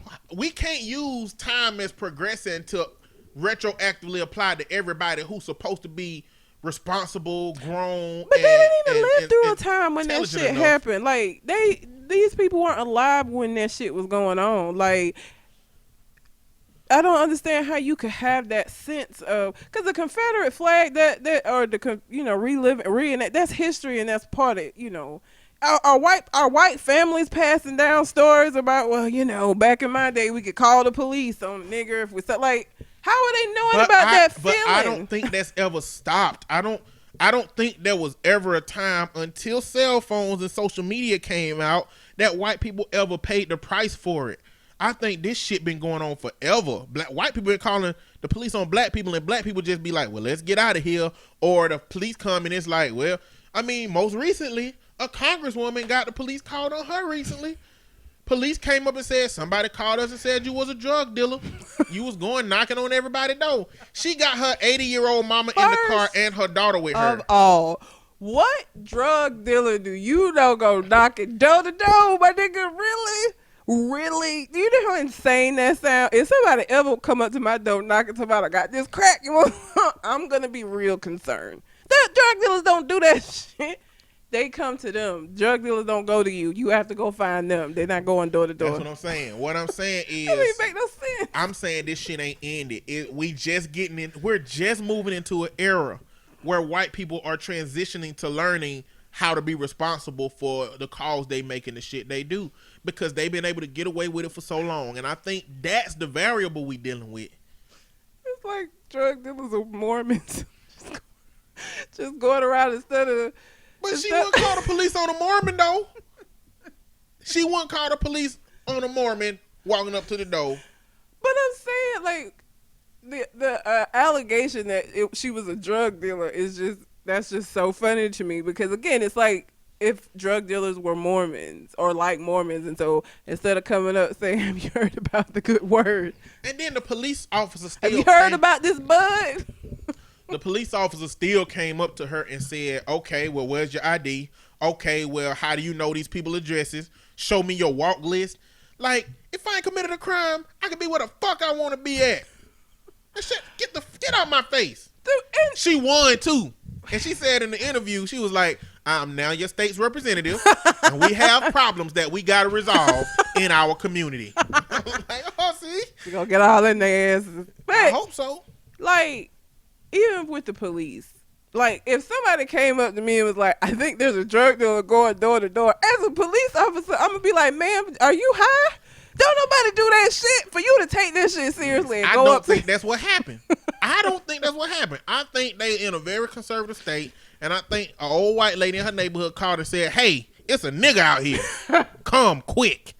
I think the news say, oh, it's a person suspicious walking, drug dealer. Like, I don't think, like, when they released Barbecue Becky shit, they wasn't saying none of the shit she was saying she said on the phone. Oh, yeah. You know, when they be releasing they shit, it be way different than what they said it was on the report. So I don't think that woman called and said, something docile, like it's a drug dealer.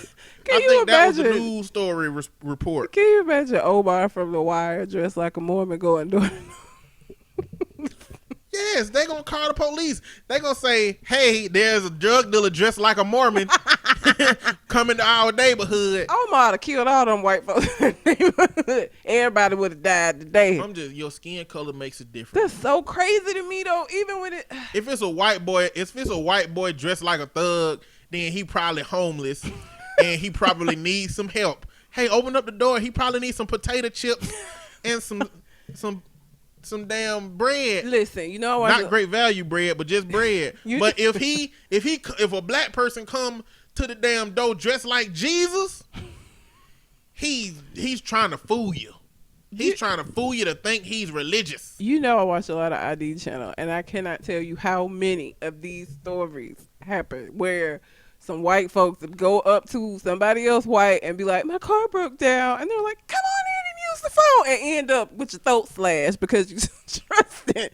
Like, it's just so crazy that you trust in these people who are gonna fuck you up. Like, them being white does not mean that they're not gonna slash your watched throat. a video today of a white dude who was having an interaction. The police came to his house.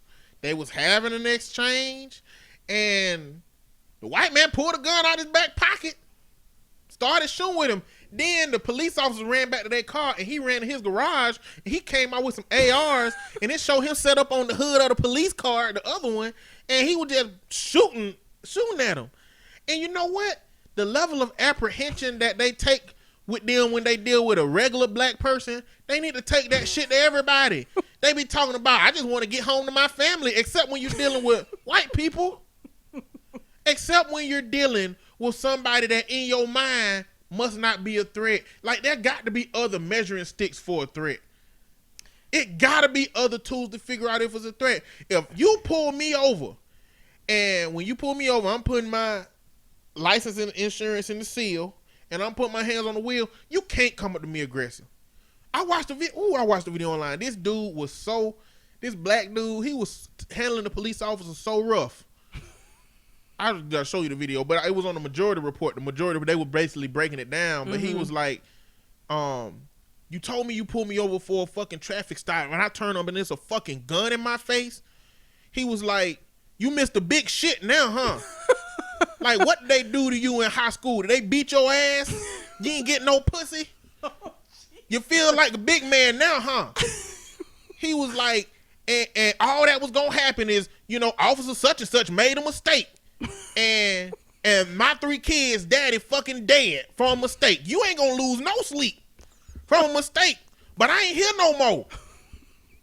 My God. Bruh, he went hard on that officer. Like, I'm gonna find a video, but oh my God. I was like, and all the officer did was stood there. But like, I feel like that Facebook live shit, that shit live, that be helping your ass. Like, see, police officers don't know if you live or not. Yeah. So I feel like if the police thought that you was just using your phone camera and it wasn't like broadcasting, I feel like they'll take that camera and slap your ass in the face and be like, you'll never see this shit again, and break your phone.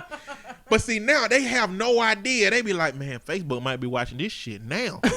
I better just stand here and be very careful about what I say, because if I say the wrong shit, I'm losing my job and my pension.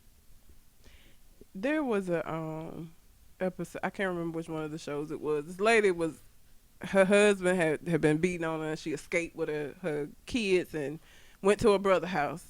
And the husband was still trying to get her back, so he got this female accomplice. Now, it's in the middle of the motherfucking night, nigga, like midnight, 1 o'clock in the morning. Everybody in the bed.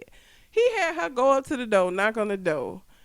They come to the door. She's like, our car broke down. You think you could come and help? These niggas went outside and went with her. First of all, if you knock on my door at midnight, I'm probably going to call the police. I'm not coming to the door. You right. I don't open the door for shit. If you don't call me and say, hey, Red, I'm on my way to your house, you going to be outside. I don't do that shit, especially not no midnight. If your car did get fucked up, bitch, I'm sorry. You better call AAA. I don't know what I'm not finna come out there. The fuck I look like? And they killed all the people in the house with the exception of the grandma and the kids, because the grandma had the good sense not to go the fuck outside. Everybody else got killed because y'all following this white girl who she just needs help. Let's go help her. At midnight, 1 o'clock in the fucking morning. And y'all live out in the boondock. Why the fuck you out here anyway? We don't know you. Why you out here? Y'all, why you so trusted? Because she white. If it had been my black ass coming to the door, probably chased me away with a shotgun. It's just crazy to me how trusting they can be when evidence shows that your folks is crazy. They kill. Like, all right. I wish somebody would come to my damn door. Let's keep it moving. We got some real shit to talk about. Kanye. Okay. Kanye. That's one of the real shits. So 2 things about Kanye. First of all, Kanye released a couple of short videos. He had some shit to get off his chest because his spirit isn't right. His spirit isn't sitting right with him. So he made a video where he addressed Nick Cannon, Drake, and it was one other person.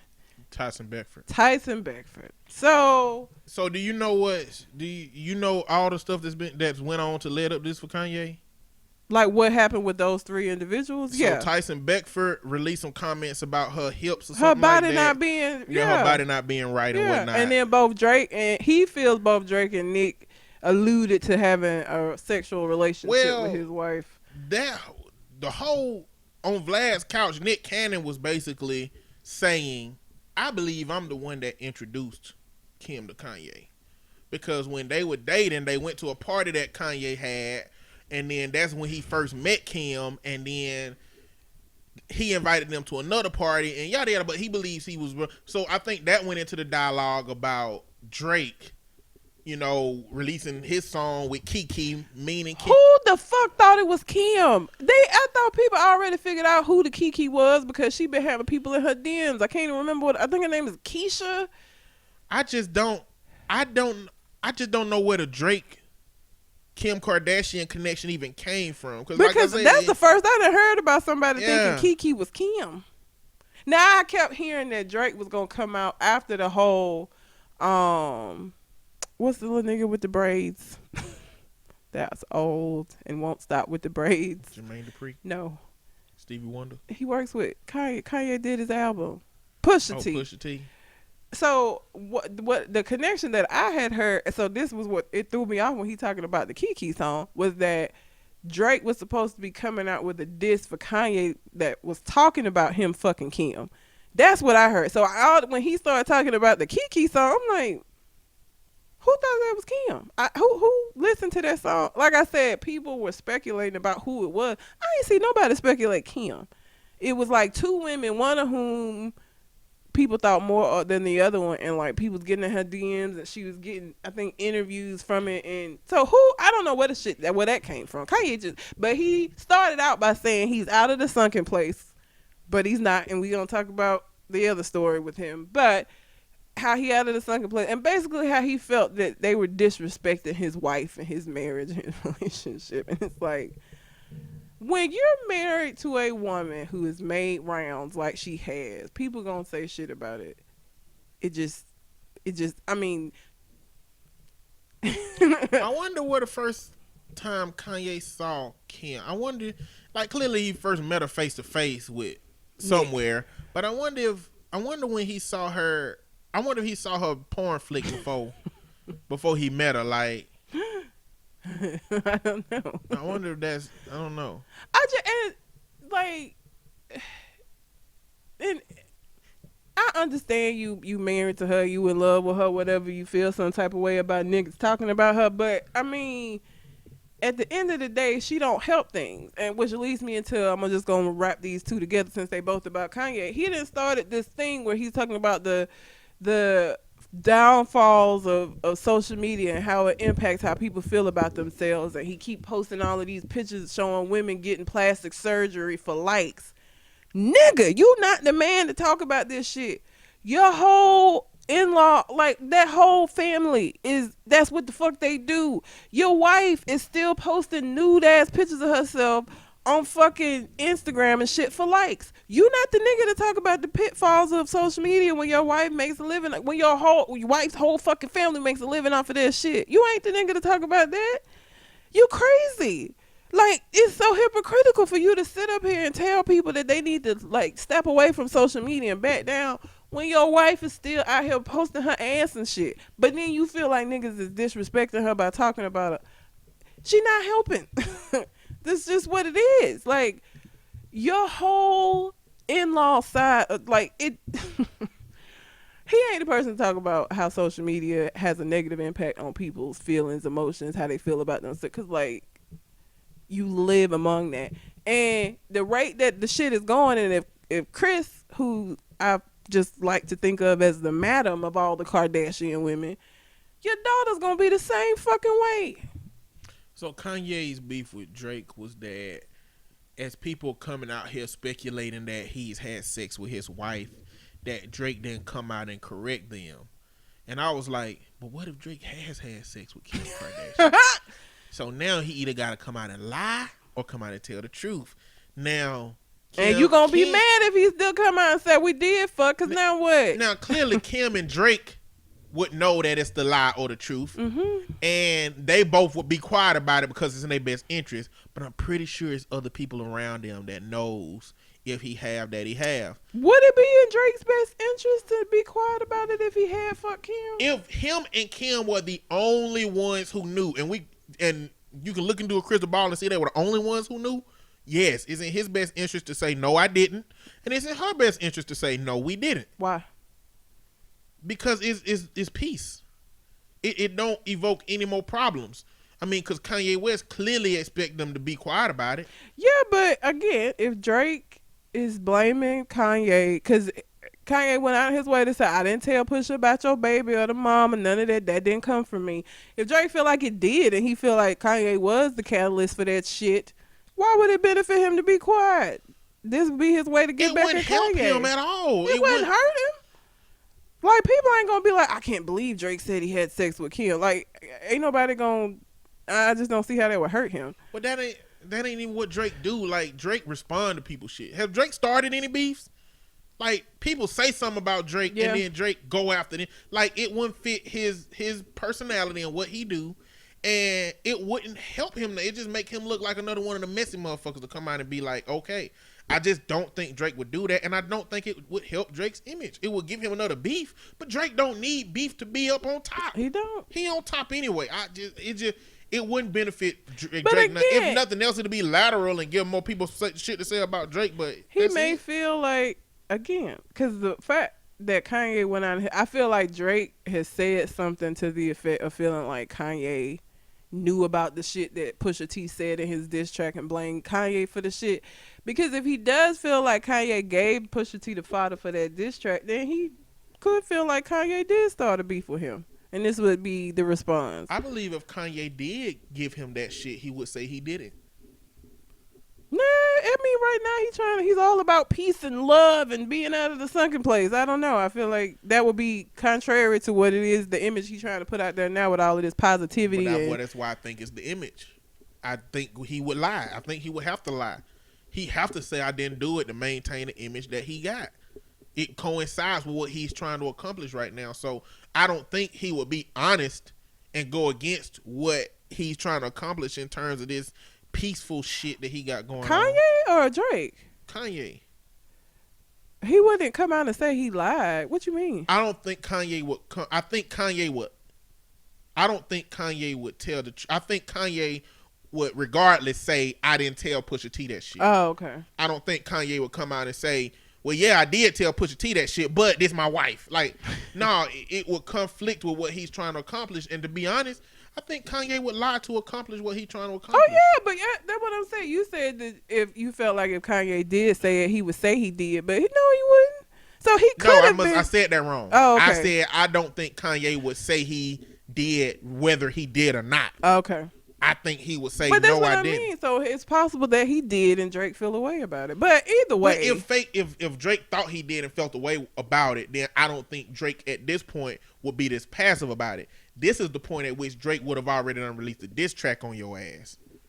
You know what I'm saying? But would it be in his best interest to release a diss track saying that I fucked your wife? That's just, Drake wouldn't do that. And not only would Drake not do that, Jay Prince wouldn't let him.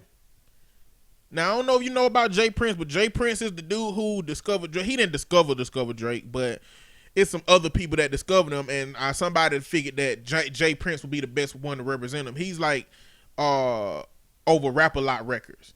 But he's the one who came out in the interviews and told Drake not to respond to Pusha T after that second one because of that family shit. No, what I'm saying is Jay Prince is the reason why Drake wouldn't come out and say I had sex with Kim. Like I said, if after Jay Prince saw this shit, I feel like he would call Drake and say, I don't know if you fucked the girl or not. I'm telling you, don't say shit about that shit. But that's what he already doing. Kanye's problem is that he's not saying nothing about it. Kanye wants him to say something, but what he wants him to say is that he didn't fuck her. Because Drake didn't say he did or he didn't. He just didn't respond. Well, that's what I'm saying. I mean, that he would just continue doing what the fuck he been doing. But Kanye got a problem with that. Because he's crazy. And he's over the still in the last sunken 7 or place. 8 years, Kanye been telling people and getting people to do shit that they ain't been doing because he been weird. He been weird. He say he out of the sunken place. He ain't. He say he ain't medicated. I feel like probably ain't shit changed. Shit, the problem probably is that he ain't medicated. Shit, he probably needs to be. But either way, I mean, I don't think. Either way, I don't think Jay Prince will let Drake do anything inflammatory to heighten any of this shit. Either way, if Drake even would do it, and I don't think Drake would do it. I just don't think he would. Kanye just, at this point, I just feel like he needs to just, first of all, find another cross to take up, because social media, given who you are and who your wife is and who your wife's family is, Ain't nobody gonna listen to that. How am I supposed to listen to you tell me like he's talking about likes need to be hidden on Instagram where you can't, where you don't see the number of likes that you get so that you're not living by the likes. Your whole extended family does not. You're not the person to sit up here and say that. It's hypocritical and it's hilarious. Either way, it's people who make money off of that. And Kanye, with as endless of resources as he got, ain't the one to be out here telling people who trying to get up on this platform that people get up on. They do make money to off do of it. I saw an interview of regret looking some of it, but it's this little white kid named Lil Blurry. And I was like, that already sounds stupid. I was like, what is this kid? But he looked like he 11, and he was sitting on DJ Vlad couch. Now DJ Vlad interviewed a lot of crazy, weird rappers, but the way he got popular is like he was just doing songs off of random beats, and he made a song, and a actual rapper commented on it, and it boosted him to 500,000 listens on SoundCloud, which translates to some money. You know what I'm saying? So it's like, I don't know. It's crazy. I don't know. I mean, all I'm saying is, motherfucker like Kanye West ain't gonna understand what value this platform brings to people who come up off of it. And you can't be critical of a whole platform and how much it benefit a whole bunch of people because you are really, really, really sensitive about people saying stuff about your wife who everybody done seen butt naked.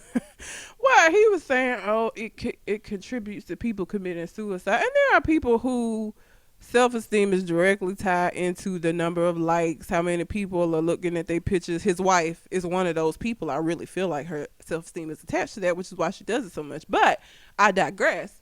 Even with that being the case, social media as a whole is not the issue. It's those, because everybody I use social media and I don't pay attention to the number of likes and shit that I get. I don't give a fuck about that shit. Everybody that has Instagram or Snapchat, I don't even know how to use Snapchat.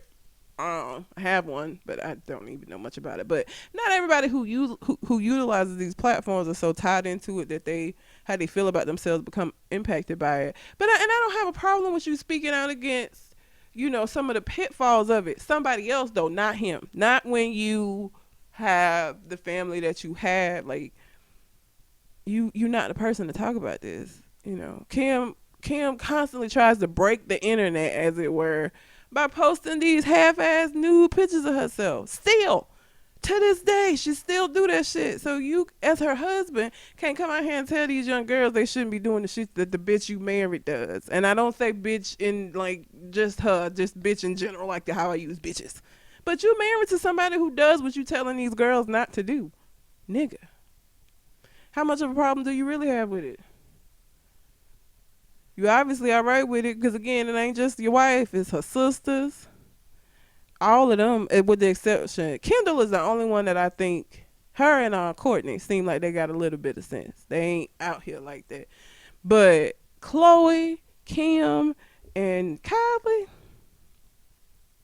that's why they are who they are. Instagram likes. That show. Kim got the show based off of some bullshit, Kanye. Like, Kanye, that's fine that, social media likes and all of this stuff leads to suicide rates. But, put out a video about what you've done to help these agencies for the community that help with suicide and things of that nature. Like, show that you have an interest in these things outside of how it currently benefits you. Yep. Right now, it sounds like the pathway to him thinking suicide is relevant is that they talking about my wife. My wife don't like them talking about her. I don't like them talking about her. And so social media, that's where they do it at. So social media is bad and it lead to suicide. So you shouldn't talk about my wife. Like, Kanye he got a lot to do and show people like me before I be like, okay, I hear you, Kanye.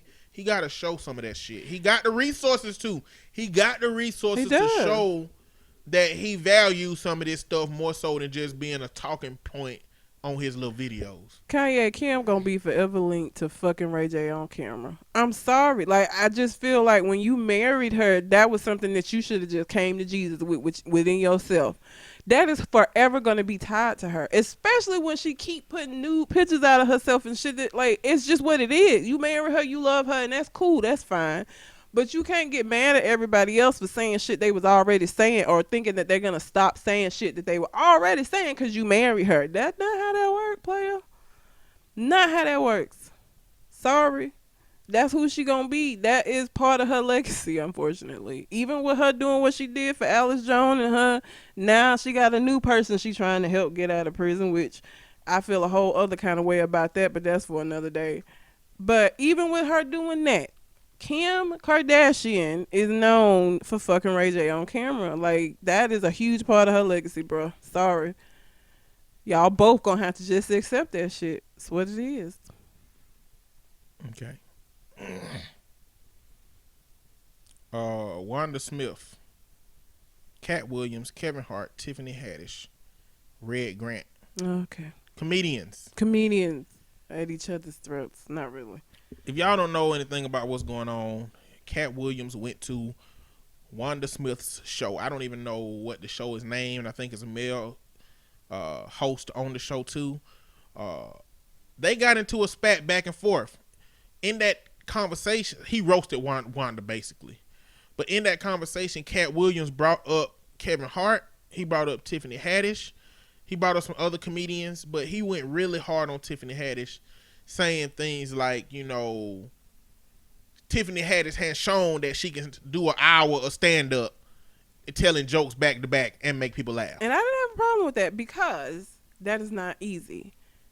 Being in a comedic movie or writing an hour show where people want to sit there for an hour and listen to you and laugh is two different things. So I didn't have a problem with it. Well, that's just current Tiffany Haddish. But if you go back and YouTube Tiffany Haddish Laugh Factory, mm-hmm. she is in there all the time doing stand up. Is now, she funny? I mean, she's hit or miss like most comedians be. She ain't no, like, I feel like when I watch Dave Chappelle, I'm laughing at something, goddamn. I feel like when I watch Cat Williams, I'm laughing at something. Yeah. Even when I look at Kevin, I'm laughing at something. You got to get to that level. Like, Tiffany had, I don't know if she had that level, but she's done stand up. You know what I'm saying? I mean, at this point in her career, her big break came from getting those roles in movies, and why change the recipe of something that's working? So it's like, I'm not going to discount it. She has showed us that, but he went really, really hard, not knowing if she's capable of it or not. But we going to see, because she got 2 Netflix specials coming up, apparently. Or one Netflix special and one Showtime, maybe. But then again, she did say that her special was going to be her bringing out other comedians. So I don't know if she really going to even do the stand-up like that. But we going to see. Maybe that's just her. Maybe that's not something she care to do. Maybe she don't like it. So I don't know what her situation going to look like. But he went on to also say that the reason Tiffany Haddish is, you know, advancing in her career is that she's willing to, she's having sex with white men or marrying white men. Her ex-husband is white. I don't know who her ex-husband was. She said she never married him. She never married him? That's what she say. She never married, on the Breakfast Club interview, she said, I never married a white man. She said a white man proposed to me, but she said she never married a white man, so I just don't find her likable. I don't know if it's because she run her fucking mouth all the time. Like you can't do shit. Like Tiffany, that friend that you can't take with you nowhere where you gonna be doing some suspicious shit, because she gonna go around telling people. Like, she just run them. I don't know. I don't think that's the case with Tiffany Haddish. I don't think she's the kind that's gonna go tell people. I think she's just the kind that's going to be a variable as to whether everybody have a good time or not, you know, based on how she interact with everybody. But I mean, knowing what her story is, I look at all her stuff as the self-defense mechanisms that they are, that created who she is, including her comedy, including how open she is about shit. I just don't find her likable. I'm not. I just I like now Tiffany Leslie Haddish. Jones. I love Leslie, but So let's just keep going. So Breakfast Club interview comes out, and Cat Williams come out and be like, okay, well, first off, Cat Williams, you fucked up all your opportunities. You shouldn't have chose drugs. Kevin Hart. You said Cat Williams I said Cat twice. Williams. Kevin Hart. Kevin Hart was on the came out and Breakfast said Club. he was on the Breakfast Club with Tiffany Haddish. Wouldn't let Tiffany Haddish talk. Kept really kind of invalidating Tiffany Haddish's ability to potentially defend herself about the situation. He was just gung ho about, clearing everything up. He said, you fucked up your opportunities. You chose drugs. You were that guy. Hollywood chose you, but you didn't take your craft seriously. Roasted him a whole bunch. Gave him some compliments. Said, you laugh. I'm a fan. I'm fun. And then just kept talking shit about him. He just won an Emmy. I mean, he even with him, the road that he's taking and him doing what he did, this nigga just won an Emmy for like one appearance on the show. Was it for Atlanta? I guess so. He was on. That was brief as fuck. He won an Emmy behind it. He was on the first episode. Was it the first episode of Atlanta? Second season? I think it was the first. That was brief as shit. So, I mean, his career obviously ain't hurting. It just ain't what Kevin Hart is doing currently. I mean, and he don't seem to be upset about it. And Kevin talked a lot of shit, though. And so what came out of that is no response from Kevin Hart, or from Cat Williams. Damn, I keep getting these names. But Leslie Jones came out roasting them. Like, she basically said, both of y'all get my name out your fucking mouth, because Kevin Hart bought her up in one of them interviews. Mm-hmm.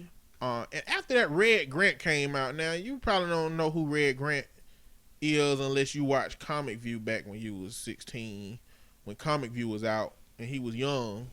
Oh, yeah, he older now. But he was pretty much saying, I like Kevin Hart, we cool, this little Kevin, everybody little brother out there on the comic, thing. He did his thing. Cat Williams is my ride or die. He brought me to this radio station this morning because I asked him to. And he basically was, the thing he was critical about Kevin Hart was this dick slinging that you doing though about this comedy shit. Like, it gotta go. And I kind of feel that. Oh yeah. Like, Kevin Hart, like, he is just throwing all his accolades everywhere. Every time he goes somewhere. Yep. I'm creating opportunities. This is what I'm doing. Nobody's been close. I'm the closest that anybody ever been to getting to Eddie Murphy's, Raw or Delirious. And then he called out all the Cat Williams shit like, that's not true. That's not true. That's not true. And I'm like, I mean, it's okay to call those things out, but like, I understood what Red was saying. Kevin Hart just has seemed to gotten really, really cocky. Oh yeah. In his success. Mm-hmm. And this started making me think about comedians in a particular way, because they got that joke where it's like, this man goes to the doctor to try to and he's really sad, depressed, he just all kind of fucked up. And the clown asked the doctor, is there any suggestions for me to get over all this fucking sadness? And he was like, you need to go see Wiggles the Clown tonight. He's in town. And then the man say, Doc, I am fucking Wiggles the Clown.